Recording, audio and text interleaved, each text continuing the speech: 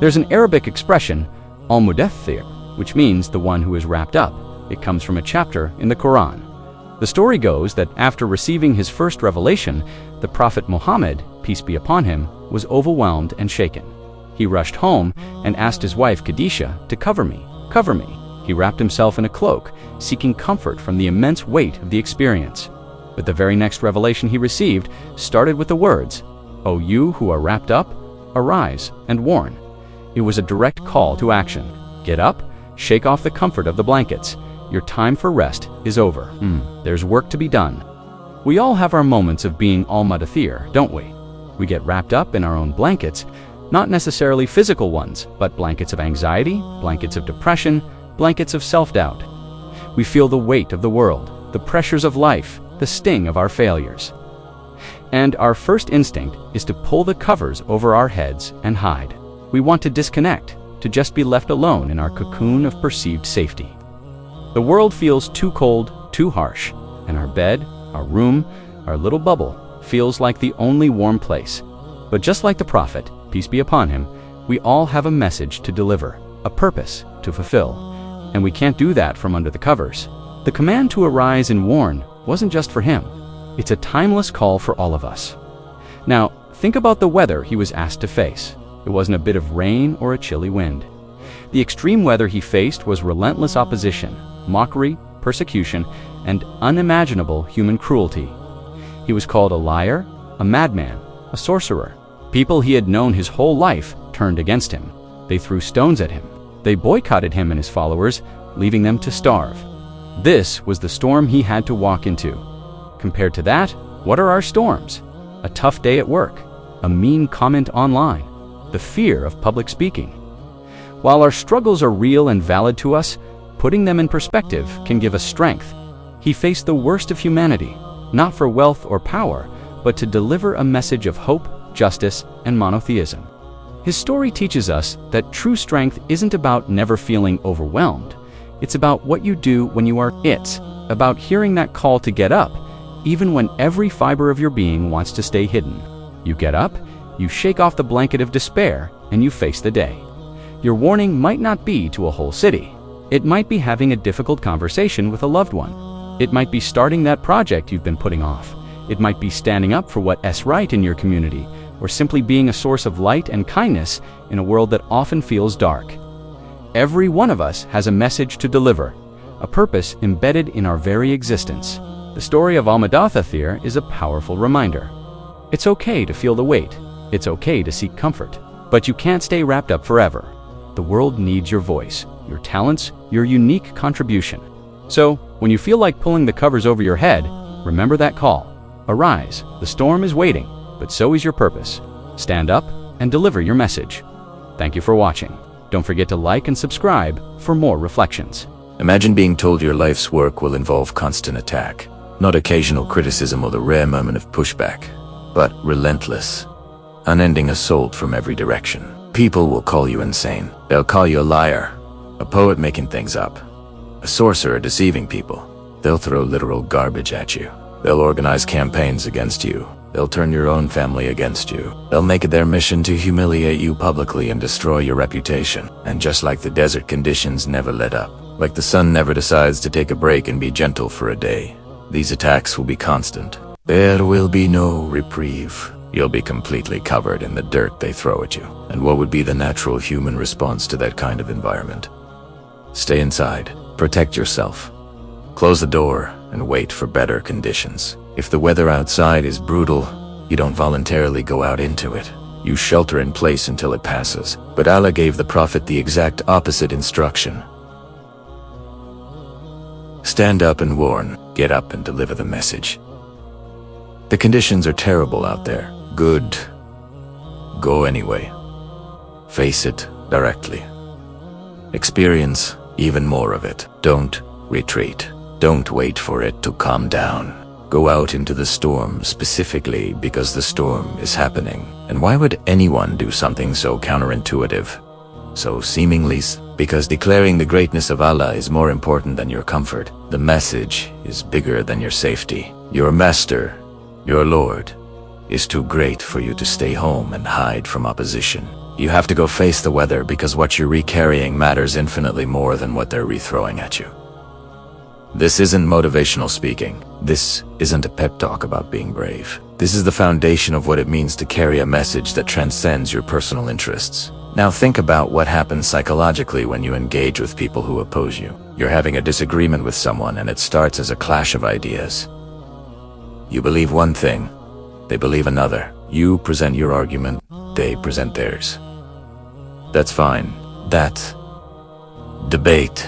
But what happens when it stops being about ideas and becomes about personalities? Suddenly you're not just defending a position, you're defending your ego. They said something that made you feel small, so now you need to say something that makes them feel smaller. They raised their voice, so you raise yours louder. They questioned your intelligence, so you attack their character. The conversation degenerates from an exchange of perspectives into a battle for dominance. You need to win not because truth matters, but because losing feels like personal defeat. Your voice changes. Your body language changes.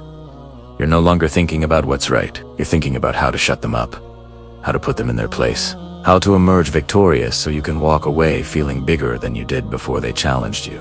Allah told the Prophet that he has the most powerful argument that has ever existed. He has the Qur'an. He will always win intellectually. Their attacks are like dust. They can't actually harm you. They have no real weapon that can penetrate your defenses. Because truth is on your side and divine revelation backs every word you speak. But that victory, that intellectual and spiritual superiority, can never become about your personal ego. It can never be about you feeling victorious as an individual. It must always be about making the greatness of Allah manifest. Separate your personality from the message. Don't let your nafs, your lower self, your ego, hijack what should be purely for the sake of truth. Imagine there's a debate between a Muslim speaker and an atheist.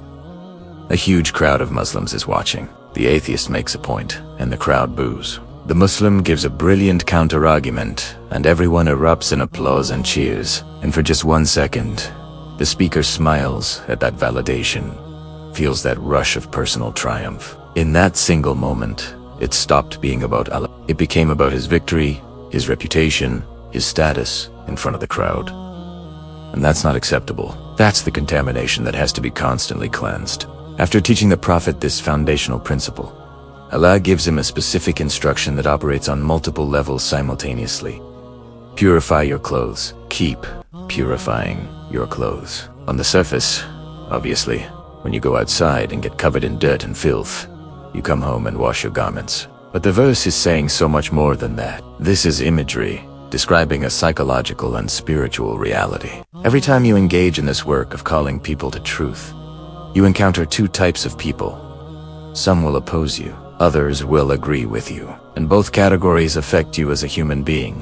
When someone opposes you, insults you, rejects what you're saying, it impacts you emotionally. It creates hurt, frustration, maybe anger. But when someone agrees with you, praises you, validates you, that also affects you. It feeds your ego. It makes you feel important. Both the opposition and the support dirty your clothes in different ways. If you're giving a lecture and people are nodding along, saying mashallah, coming up afterwards to shake your hand and thank you, that feels good. You're human. It affects you. But if someone stands up in the middle and starts yelling at you, cursing you, throwing something at you, that also affects you. The positive attention and the negative attention both leave residue. But here's the critical point. Dawah is not public speaking. It's not a social exercise or a performance where you measure success by audience reaction. Dawah is an act of worship. It's ibadah. And in worship, you have to make wudu. You have to purify yourself. You have to stand before Allah alone. If there are 1 million people praying behind you or nobody is praying behind you, it makes absolutely no difference to the validity or quality of your salah because it is only for Allah. You purified yourself, not for the congregation, but for the one you're standing in front of. You removed every consideration except pleasing him. The Prophet was being told that even in the work of calling people to the message after dealing with human beings all day, long both those who oppose and those who support, he has to undo the effect of both groups. He's not doing this for his followers, and he's not doing this against his opposition. He's only doing it for Allah. Keep purifying yourself. Keep purifying your clothes. Your clothes will continuously get affected by people's reactions, and you have to continuously wash that effect off. What's incredible is that the Prophet was being given a lesson he didn't even need. He was already the most purified soul in existence. We're the ones who desperately need this instruction. But Allah taught it to him, so we would understand that even the Prophet, the best of creation, had to actively maintain this purification.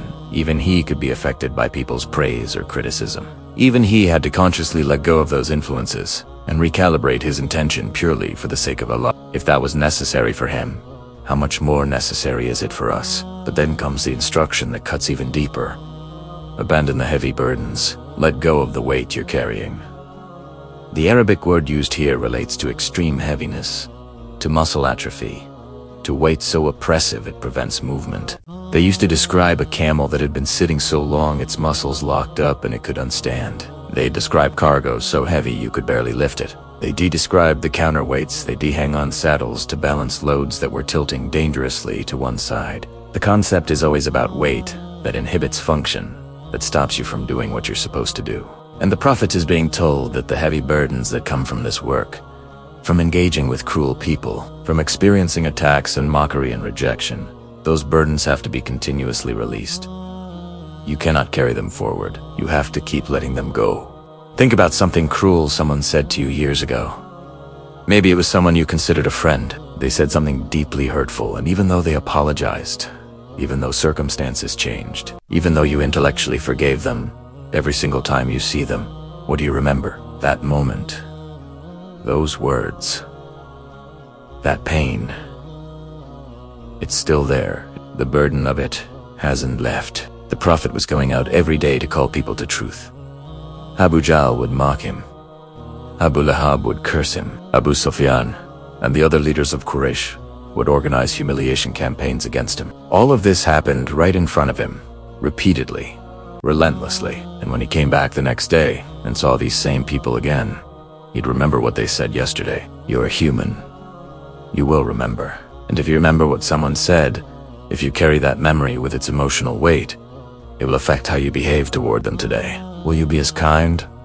Will you be as motivated to speak to them? Or will you keep your distance because you've learned they're dangerous? Their tongue is sharp. They can't be trusted. You need to protect yourself. Allah was telling the Prophet that just because these people were cruel to you yesterday, just because their words and actions put a burden on you, you cannot carry that burden into today and go back to do Dawah.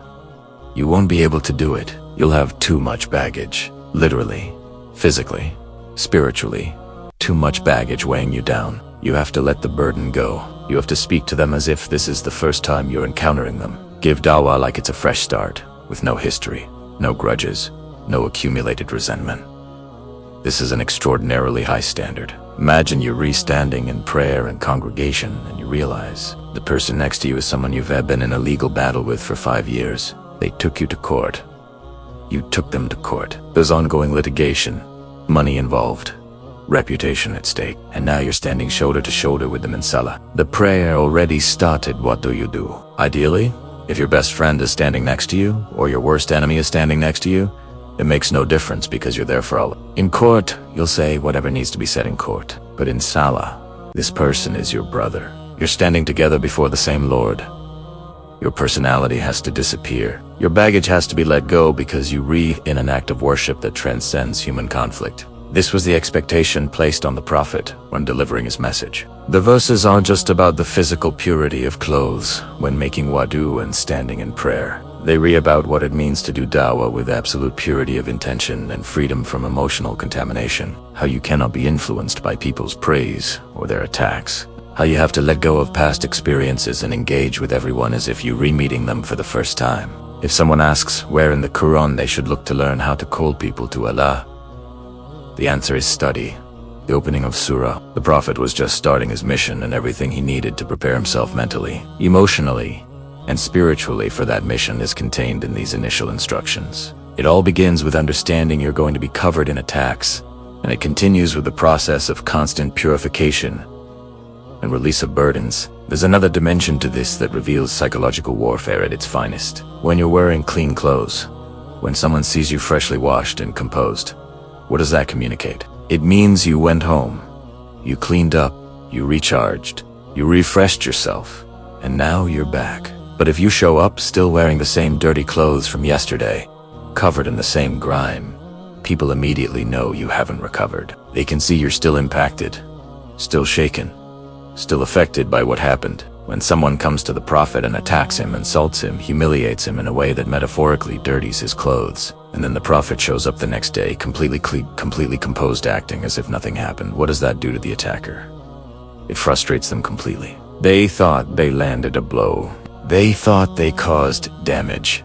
They expected to see him wounded, defensive, rattled. Instead, he's pristine. He looks his best. He's calm and dignified. They're left wondering why their attack had no visible effect. The worst thing you can possibly do to your enemies is refuse to show them they impacted you. That's what they hate most. They'll keep throwing dirt at you, and you keep washing it off and going back. They throw it again, you wash it off again. Eventually, they start thinking their attacks are completely powerless. They called you crazy, it didn't work. They called you a liar, it didn't work. They called you a fraud, it didn't work. They tried every insult in their arsenal, and you just keep showing up, clean, composed, unshaken. What do they do now? Their entire strategy depended on breaking you, and you won't break. This shows the demeanor Muslims are supposed to carry when following the example of the Prophet. Just because somebody threw dirt at you doesn't mean you throw dirt back, or walk around showing everyone how dirty they made you. You clean yourself up. You act like you're unaffected. You develop the strength of character, the composure, the self-control to not react emotionally, to not yell and scream and lose your dignity. From a distance, anyone can see the difference between someone wearing dirty clothes and someone wearing clean clothes. The same way when one person is carrying themselves with maturity and someone else is yelling and screaming and raising their voice. Even if you're 50 feet away and can't hear the words being said, you can see which one is acting like an animal and which one is acting like a civilized human being. Even if you never heard the actual message the Prophet was delivering, if all you saw was a crowd of people yelling, throwing rocks, screaming like they'd lost their minds, and in the center of it all, one man standing calm and speaking with composure, what would you think? You'd be curious. You'd be curious. You'd wonder what this man is saying that has everyone so shaken up, while he remains perfectly collected. He must have something extraordinarily powerful to say if his words cause this kind of reaction, while he himself is completely unaffected by their response. The fact that he can keep his clothes pure, maintain his composure, refuse to be impacted by the chaos around him actually makes the message more powerful and the opposition look weaker. The attacks will come. The burdens will accumulate. But here's what you need to understand about burdens and how they function. If you're walking right now with nothing in your hands, you can move at a certain speed. Add a light bag, you slow down maybe 1%. Add a heavy bag, you slow down 20 or 30 or 40%. Add an extremely heavy bag and you're barely moving because the heavier the burden, the less mobility you have. The Prophet was being told that if you carry the burdens of the pain people have caused you, you will not be able to move forward. You need to let go of these burdens because you have a critical mission that requires complete freedom of movement. Don't live in the past. Don't live in what was done to you previously. Look at everything they did to him over the years. They attacked him personally. They attacked his family. They expelled him from his home. They waged wars against him. They killed people he loved. And then, after all of that, he's standing in front of them at the conquest of Mecca with total military victory in his hands, with the power to do absolutely anything he wants to them. And what does he say? Go. There is no blame on you today. He let all those burdens go. He could do that because he had been practicing it from the very beginning. We cannot move forward in life if we don't release the burdens of the past. We physically, emotionally, spiritually cannot progress. And especially if we're looking to serve the beautiful, powerful message of this religion. We absolutely cannot do so without internalizing this wisdom Allah has given us. Every wound you're still nursing, every grudge you're still holding, every memory of betrayal you replay in your mind, every moment of humiliation you can't forget, it's not protecting you, it's not keeping you safe, it's not honoring the pain you experienced, it's imprisoning you. The person who hurt you has moved on. They're living their life. Meanwhile, you're carrying their actions around like chains wrapped around your ankles, wondering why you can't run toward your purpose. The answer is simple and devastating. You're choosing the weight over the freedom. And until you consciously, deliberately, repeatedly choose to wash those clothes and abandon those burdens, you'll stay exactly where you are, covered in yesterday's dirt, unable to move toward tomorrow's calling.